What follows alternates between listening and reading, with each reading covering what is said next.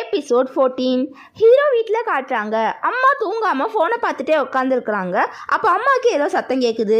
அம்மா அப்பாவை எழுப்புறாங்க. வெளியே ஏதோ சத்தம் கேட்குதுன்னு சொல்கிறாங்க. அப்பா பயந்துட்டு ஸ்டாண்டிங் லேம்பை எடுத்துகிட்டு போகிறாரு. அங்கே யாரோ நிற்கிற மாதிரி இருக்குது. அப்பா அடிக்க போகிறாரு. அம்மா லைட்டை போடுறாங்க. பார்த்தா அது தம்பி. தம்பி சாப்பிட்டு இருக்கிறாரு. அப்பா ஓடி வந்து தம்பி ஹக் பண்ணி சொல்லாமல் எங்கடா போனேன்னு கேட்குறாரு. அப்பா என்ன உன் மேலே கெட்ட வாசம் அடிக்குதுன்னு சொல்கிறாரு.